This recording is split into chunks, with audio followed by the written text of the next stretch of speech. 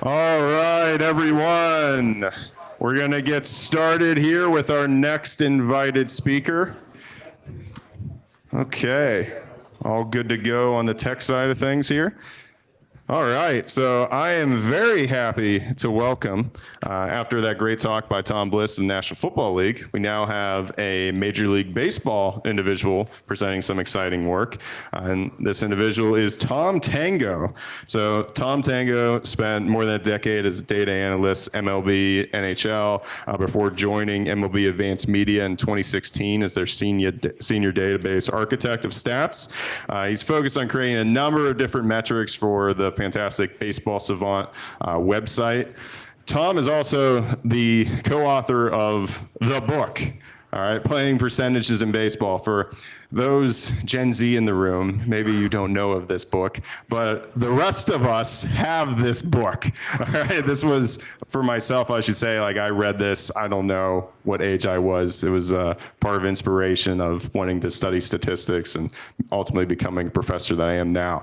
So I'm very happy that we were able to get Tom Tango here. He helped create metrics such as FIP, WAR, WOBA, all sorts of different things. All right, so let's give a big round of applause for Tom Tango. All right, thank you, Ron. So I'm here to talk about outs above average, which is one of the newer metrics that we've delivered. I'll go through who I am, how I got here, how do we create a metric, and what is the result of that metric. So my claim to fame is that my metric made the cover of Sports Illustrated, which you can see right there. So that's FIP, what Ron just mentioned. So, and FIP came into prominence in the mainstream when Zach Greinke, when he won the 2009 Cy Young, he said, that's pretty much how I pitch. I try to keep my FIP as low as possible. And so that's when really people started to take notice, and what we did as a niche thing started to become more mainstream. I got here, I was a consumer of Bill James Baseball Abstract. Every year, every spring, I would just go to the bookstore and wait for it to come out and just devour it. And so that's how I got inspired. I got a Bachelor of Computer Science in 1990. I worked for 7 years in corporate Canada during the day, and I kept doing my sabermetric hobby in the evening. And as luck would have it, where I worked was where the NHL offices were, the head office at the time in Montreal. And so every year I would just stop over and ask them for their end of year stats report, and they just gave it out. And so on paper. So then what I did is every single stat that was on that sheet, player by player, I would type it into a DBase program, DBase 3 at the time. So that's how we had to collect data. After that, 1997, I left Canada to come to the US. It was supposed to be just for a Y2K project, and then I would be gone. A friend of mine had invited me 6 months earlier. He said, just come down. But then a year later, I met someone. A year later, we got engaged. A year later, we got married. A year later, I got a kid. And then I'm still here. So I just transferred that to 19 years in corporate USA during the day, and I continued my sabermetric hobby in the evening. So then this is what led to the book. I just did research. I collaborated with other authors, other bloggers, and we just kept posting on blogs. And so then that led to other opportunities. So I worked for NHL clubs for 3 years. And then I virtually met the VP of stats at MLB, Corey Schwartz. And then that led to working for the Mariners, which led to working for the Cubs. And then back with Corey, something came open because of StatCast. I'll get into what StatCast is. And so they needed somebody like me. So since June 2016, that's where I am. And I've turned my back to the corporate world. So that's what I would say the keys, for me anyway. So I really needed the safety net of a real job. But just do what you love, share it with others. Others will like it, be part of a community, and 0 to 26 years later. So that was my path. So now for metrics. The important thing is really to understand the subject matter. You then gather the data, then yada, yada, yada, you create the metric. So what we'll go through here is a catch probability for outfield fielding, sprint speed, and the out probability for infield fielding. So the history of fielding metrics is that all that they've had is putouts and assists. And you would just take that and you try to create a metric with it per game, per inning, per play. So something. That led to zone ratings, which is plays made per opportunity, which then led to UZR and DRS. Then after that, there's StatCast. So StatCast is where I come in. It actually tracks the location of the fielder and the ball frame by frame. So we're talking about 30 frames per second. So we know exactly where everything is at any moment in time. So if we look at batting performance first, so if you just look at times on base, you would get like big names, right? Judge, Ohtani, Soto. But these guys play all the time. So that's how it helps them get on base. So then you can try, all right, let's do times on base per game. And so now a couple of guys like Kyle Tucker and Yelich go up, and we lose Whit and Henderson. But even so, Ohtani bats first or second all year. So even on a per game, he's going to come up to bat more often. So then you try, all right, let's do times on base per plate appearance, which is on base percentage. And then suddenly Ohtani disappears, you get a few other guys. And so that's what we're trying to do. We're trying to figure out how to get to the most basic opportunity there is for a batter. And so when you try to apply the same thing for a fielder, and you look at just say total putouts, like total times on base for a batter, you get a heavy bias for the catcher and the first baseman, because you get a whole bunch of routine putouts. A strikeout is a putout for the catcher. A 6-3, 4-3, 5-3 play means that the first baseman makes the putout. So none of those requires much of any skill. So the top 74 players in putouts are in 2024 were catcher and first baseman. The first player that you see is Brenton Doyle, center field, at 75th. So then you think, okay, let's try total assists, which is the initiator of the play. But again, you have the second baseman and shortstop with a heavy bias because there's a ton of routine assists. And the first non-second base shortstop is Ryan McMahon, third base, and he's 20th. So why do we get into this spot with fielders and not for batters? So for batters, so you can also find this on Baseball Savant. So this is one of the things that I did for StatCast, is we take the strike zone region and we split it up into 4. So we have the heart of the plate, the shadow, chase region, and waist. Shadow being the region that straddles the strike zone. And each of those regions has something very specific. So we don't say inside or outside the strike zone because the behavior of the player really changes drastically. You can't just make it binary like that. So we have 4 regions here. And you can see in the highlighted area, in parentheses is how often the league average sees pitches in each zone and how often Ohtani, who's one of the best hitters in the league. And you can see it's practically the same. So the reason we don't have problems with batters is because they face the similar kind of opportunities regardless of the quality of batter that they are. Fielders is not like that at all. So on the right is your typical 7 positions, locations that a fielder will play.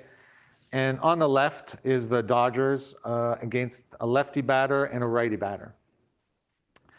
Well, righty batter and lefty batter.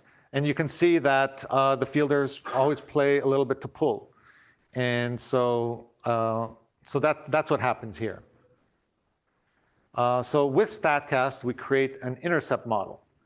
And what that is simply the distance of the starting location to the intercept point and the time from the starting location to the intercept point. Now, the intercept point for an outfielder or any air ball is the point at which the ball would have landed. And for an infielder or any ground ball, it's the point at which the ball and fielder would cross paths. So we have the opportunity distance, which is the feet covered, which we then convert to seconds, which I'll show you in a sec, and the opportunity time, which is already in seconds. And so all we're doing now is comparing one time component to the other. Who wins the race?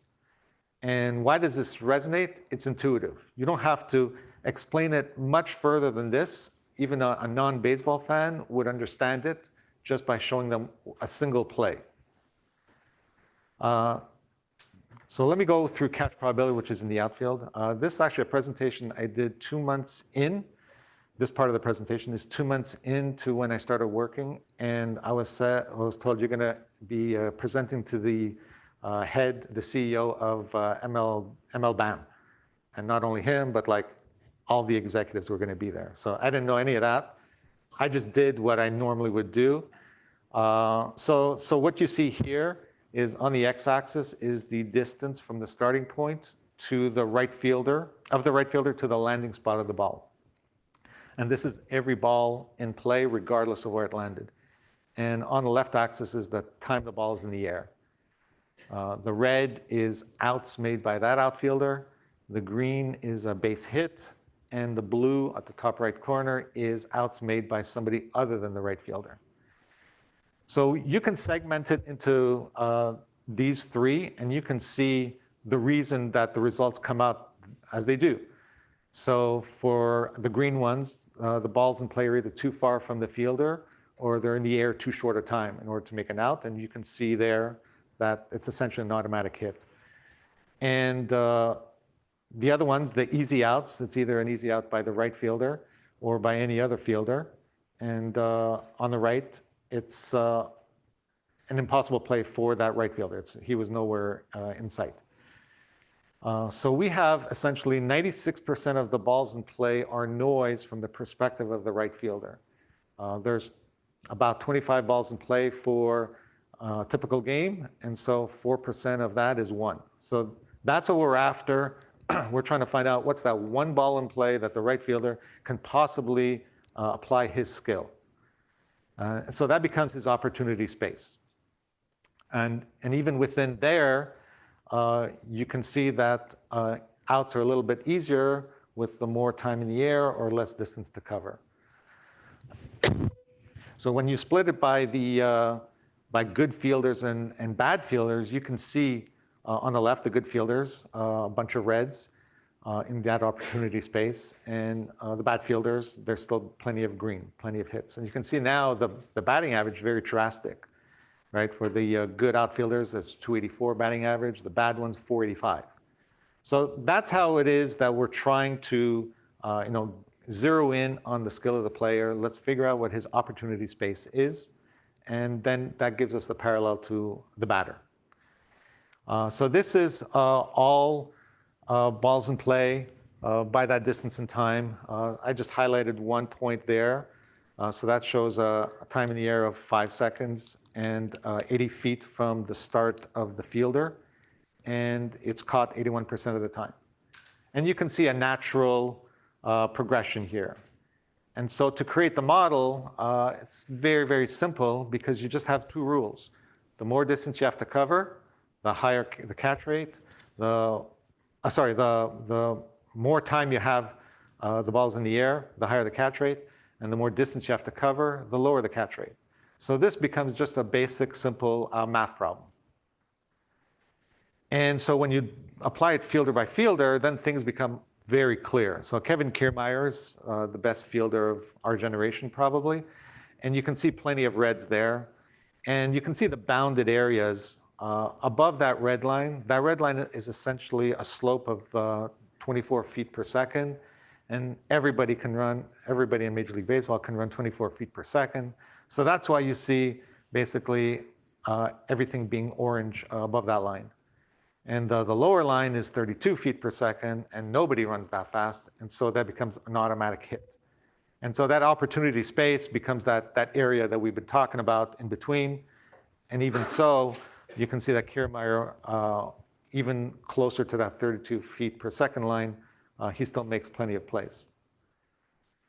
That's what we did for the outfielders at the beginning, and we were happy. But then, people were saying, well, what about the outfielder running back, and how about the wall? And all that is true. So then we had to apply for that as well. So we added those variables, and then here you can see it was pretty drastic. So here you can see that with those two things not in play, it's around 50% of the time that they'll make an out. But then introduce one of those impediments, suddenly the catch rate drops drastically. Introduce both, and it becomes an impossible play almost. And here we're going to compare all of the good fielders to the average fielder, so by the quality of that opportunity. And you can see that regardless of the quality of that opportunity, the better fielders always make more plays than the average fielder. And this is true regardless of that quality of opportunity, even the very routine outs all the way on the far right. So this play here is Jackie Bradley Jr. And this, when we put it out, we said this is a 40% catch rate. And one of the executives the next day said, how's that a 40% catch rate? This is maybe the greatest catch ever. And I looked at the play and I said, yeah, I think this is maybe the greatest catch I've ever seen as well. And so why is it a 40% play? Jackie Bradley Jr. is very famous for taking off even before the ball's hit. And so in this particular play, he actually ran the wrong way. And he's totally fine with it. We've actually had a little DM with Jackie Bradley Jr. And he explains it that he said this is what he wants to do because he knows he can recover. And so that's why he operates the way he does. So at some point of this play, if you do it frame by frame, he was like down to like 5% chance of catching the ball. But then at some point he starts to recover, and then he gets to the point where he has to dive, and he dove, caught the ball, crashes into the fence, held on, and because you only see the play near the end, you're thinking it's like a 5% or 10 or 15, but when you consider everything that he did, that was a 40%. And people really don't like it. And I don't know how we can explain it to them other than showing it like this for every single play. Then the problem is that when we showed this executive another example of a 40% play, it looked like a very routine out. We had Inciarte just running in and just catching the ball, and it looks like an 80% catch rate. But when you look at all plays similar to that, half of the fielders don't even go for it. They just let it drop in front of them. So you have 10 of them, 10 plays, 5 of them where they do go for it.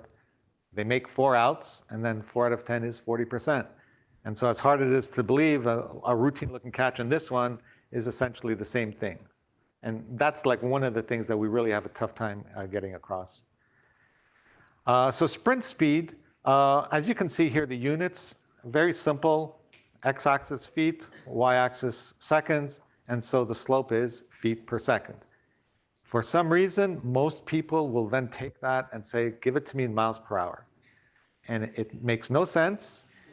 It's a very limiting way to do it, because if I were to say that Byron Buxton is 21.5 miles per hour, you're going to say, okay, well, how does that apply here? I said, well, look, if I turn it into feet per second, you get a nice slope line. And you get exactly that line. So he runs at 30 feet per second. You can draw that line there, and then practically every ball above that 30 feet per second, meaning he runs at that speed or slower, he catches. And then everything that requires more speed than that, he doesn't catch. And so every time I see someone putting miles per hour for NFL or NHL and soccer, they're just not getting it, because they're saying this is the end. All we care about is that this guy ran 21 miles an hour. And really, it's like, what does that mean? And in football especially, you got 10-yard line markers, right? So if I were to tell you a runner is 30 feet per second, which is 10 yards per second, that means a top running back, let's say he can run 10 yards in 1 second. And so he can run end to end zone with a head start in 10 seconds. But if I say 21.5 miles per hour, no one's going to know what to do with any of that. So sprint speed, what we do is we simply calculate the fastest 1 second window. Because of frame by frame, you can't just look at the instantaneous single frame. If you think about what a human being does to run, he's pushing off the ground. So that's where the acceleration happens.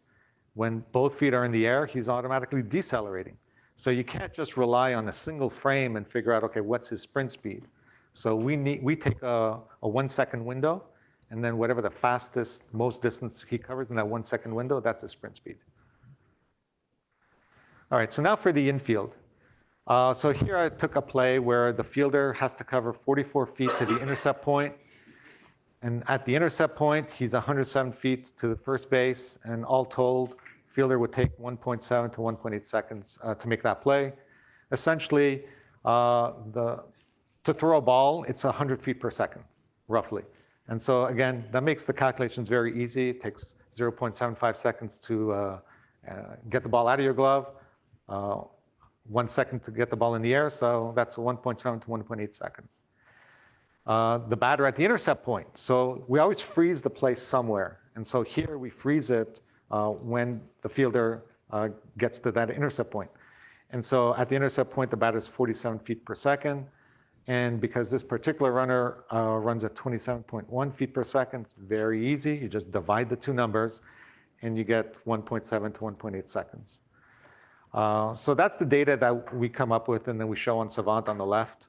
Now, because they're not running at a constant speed, but it is pretty close to it, as you can see by the straight line. So we actually have like a simple function to convert feet to go into seconds to go, but it's very, very close to just using their straight sprint speed. So then we fast forward to the play, 1.7 to 1.8 seconds later. The runner was initially ruled out. There was a challenge play on the replay, call was overturned. And so we get an expected 50-50 play was in fact a 50-50 play based on reality. So what we do here is, again, we freeze these plays. So at the first action event is the fielder arriving at the intercept point. The second action event is the fielder retrieving the ball cleanly. And the third action event is the race. Given that the fielder has the ball in hands for a throw, how often will he beat the runner to the bag? So we're simply multiplying those three numbers, and in that particular play, it was close to 50%. So that's when it's easy. So when the model doesn't work, you try to figure out why, and really all you got to do is watch one play. So like wherever the model breaks, you know which play it didn't work for. You watch the video, and then it becomes so obvious as to like what's happening. So there's things where, as a baseball fan, you would look at these and you'd realize, okay, I know exactly what's going on here. So the biggest one that we have are wall balls. People love wall balls, even if the outfielder is simply standing there, holding out his glove, and the fence is only like 7 feet high, and the ball goes right into his glove. And people want it to be valuable, but it is routine. Because in those particular plays, the only job that the outfielder had to do was get to that spot. And it's very easy for an outfielder to do those kinds of plays. But there's other kinds of wall ball plays. He has to get to that spot, but he has to jump. So now there's a vertical component to that. And that becomes harder for an outfielder. And then finally, there's the ones that people always associated to wall balls. So like, for example, on the left, by the way, that was Adam Jones at the WBC. That's the one where he got to the spot pretty easily, he just had to jump. The one on the right is Andy Chavez. So if you're a Mets fan, you would know this play. So he ran pretty hard, charging to the fence, caught it, even doubled off a runner. So they call it the catch for a good reason. So, but not all wall balls are the same. So this is one thing that we have a hard time getting across, and especially since the tracking data isn't as good at the wall as compared to near the mound. So if you think about the way the tracking works is there's cameras all over the field, but most of the cameras are focused on the pitcher's mound and the home plate. And so sometimes you might lose tracking of that ball when it's like 400 feet away. Based on physics, you can just, once it's past that apex point, you can kind of just extend it all the way down. But even then, you might be off by like 4 feet, and you're thinking, okay, 4 feet's not so bad. But a ball that's 8 feet off the ground and a ball that's 12 feet off the ground means that it could be like 99% caught to 0% caught. So 4 feet makes a huge difference when it's vertical compared to when it's horizontal. And so because of that, what we end up doing is just treat the wall as binary and say, is the wall an impediment or not? But that's one thing that we're looking at to see if we can improve. We're going to have to review the tracking data and see how that looks. Then there's other baseball-y plays. That's Kevin Kiermaier, who's climbing the fence. And as I said, best fielder in the league, maybe even ever. And what happened? The ball hit the catwalk. So this is at Tampa. And so the tracking of the ball, we lost it at the catwalk. And so we just extended all the way. And then it looked like it was going to clear the fence. And then that's what Kiermaier did. But it just fell like 30, 40 feet in front of him. And so unfortunately, because we don't tag plays with catwalk or sun or lights, then the fielder takes the brunt of that, and he gets like dinged for not making a play. Then you have directional plays. Again, this is one of those things where you watch a play and you realize, this is like much tougher than it looks. The intercept point may be on this side of the second base bag, but the actual release point is going to be way over on the other side of the bag. So suddenly, the intercept model has to get extended to say, okay, he did get it here, but the momentum of his body is going to carry him over there. So you really got to think of, players are human, and so you got to treat them as human and not as if he can stop on a dime at this point and then make the play.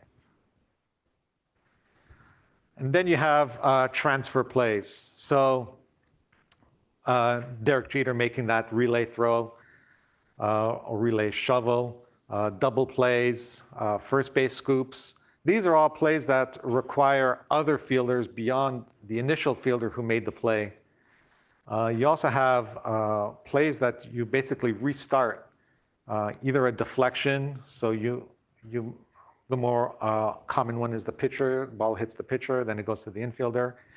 Or other ones, these are, and almost could have happened actually with Aaron Judge, the impossible put out to the easy assist, or in his case, the easy put out to potentially an easy assist.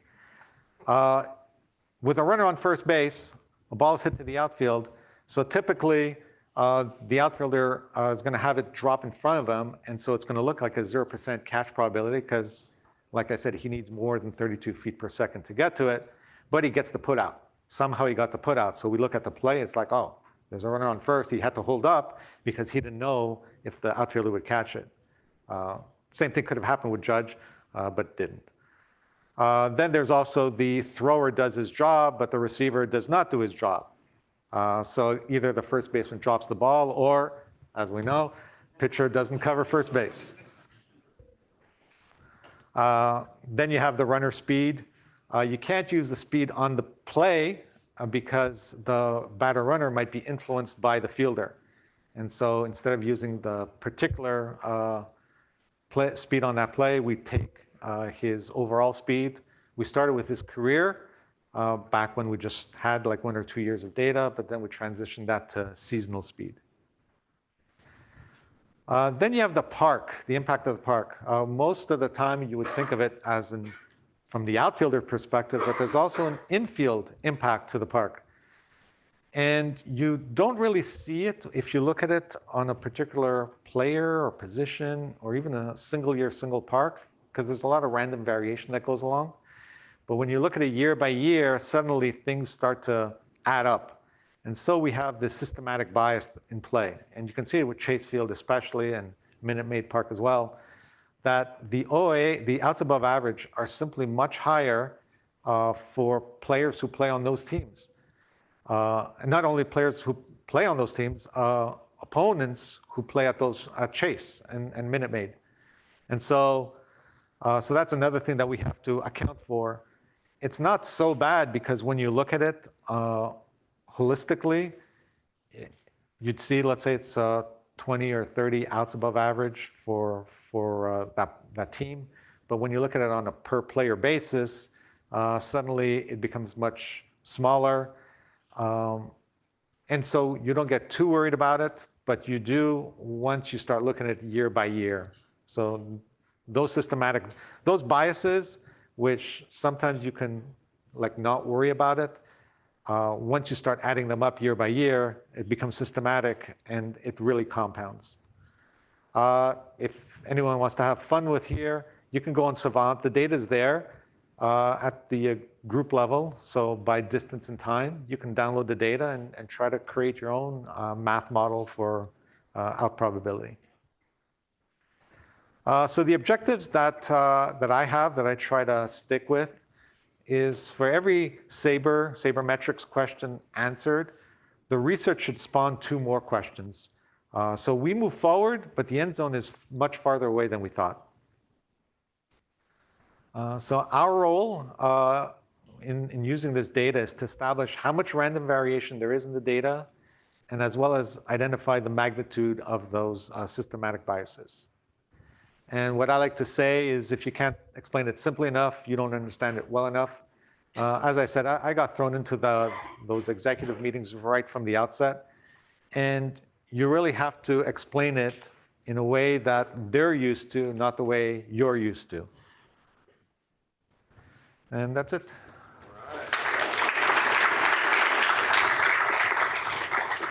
All right, we have time for a few questions. Okay, a bunch of hands coming up. I saw this one first, then I'll come back.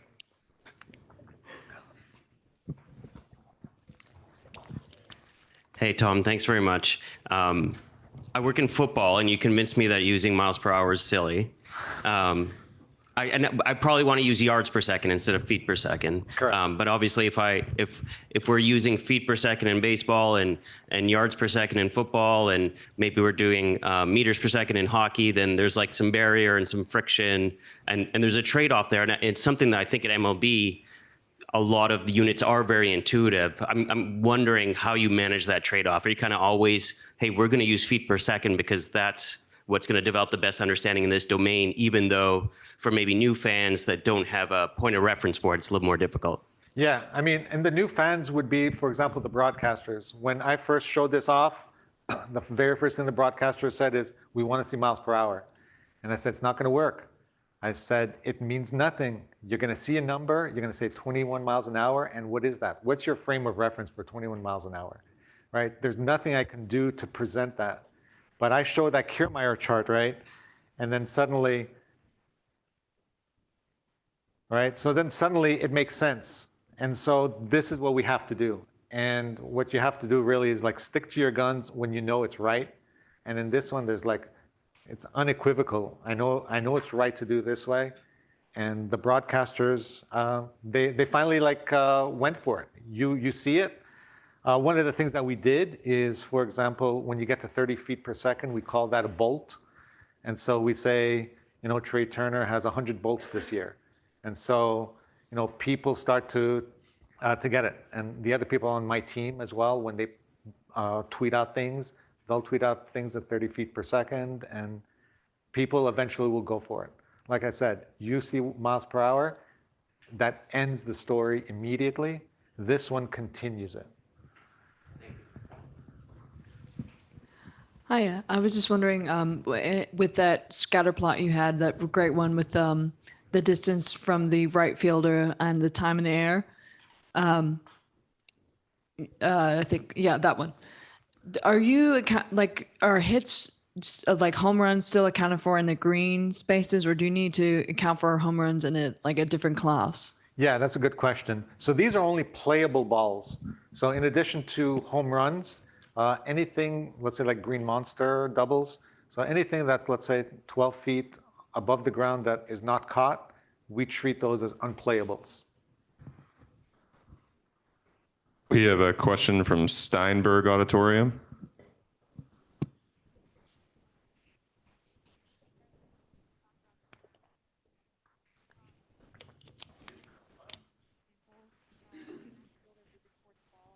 Steinberg, can you ask the question? Can you hear us? Yeah, we can hear you now. So given that you have lots of samples of an outfielder moving towards the ball, and the fact that running acceleration is nonlinear, you in theory know their average velocity curve and use that instead of just flat sprint speed. Why not use that instead of determine an individual's opportunity distance and then their catch probability rather than how you do it? So if I think I heard the question right, is why are we doing it linear as opposed to using an acceleration curve for each runner? So the interesting thing for an outfielder is because it takes time for the ball to even get there, by that point, like 2.5 seconds later, he's already at his top speed. So at that point, it is linear.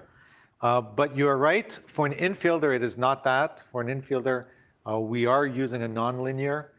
So it is more following like an acceleration curve.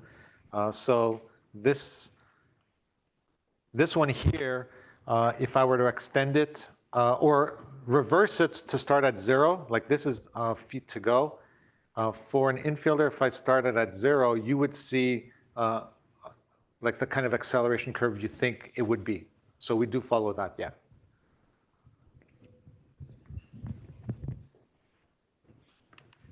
Hi, Tom. You mentioned that example with Jackie Bradley Jr., and I was curious from your perspective, like basically he's cheating before contact is made.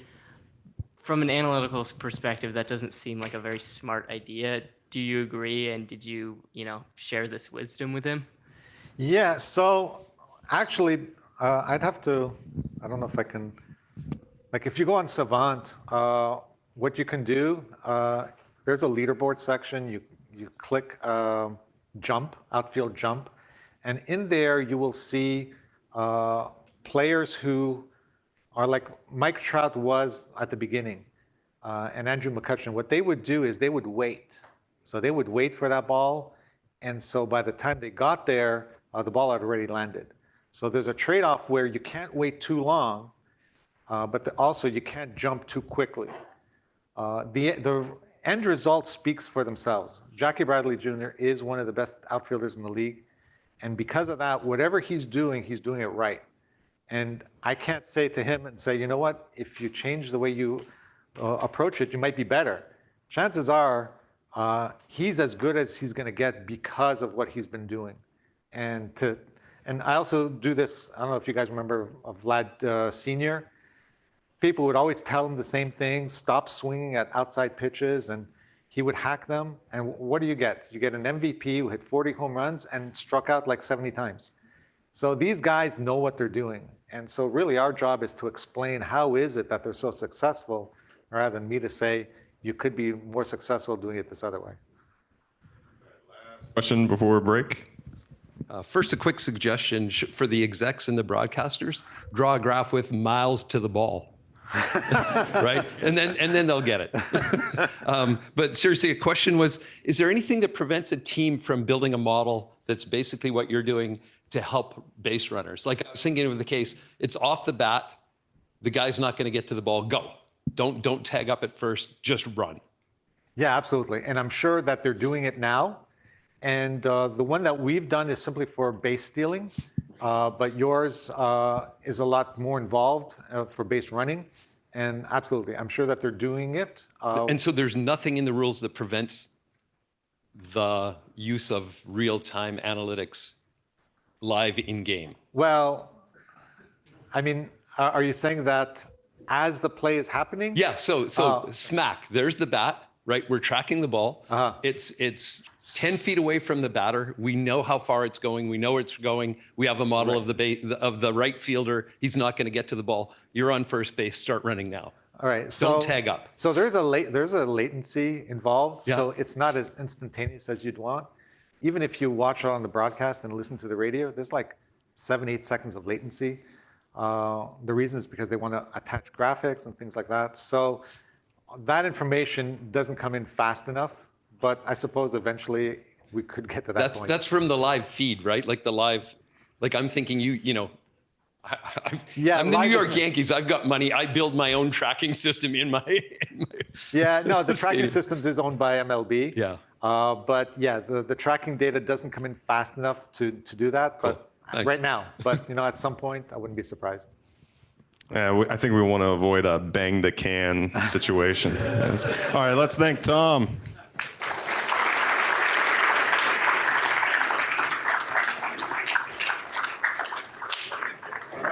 To both of our invited speakers, Tom Bliss, Tom Tango. And what we're going to do now is we're going to take a break up until here.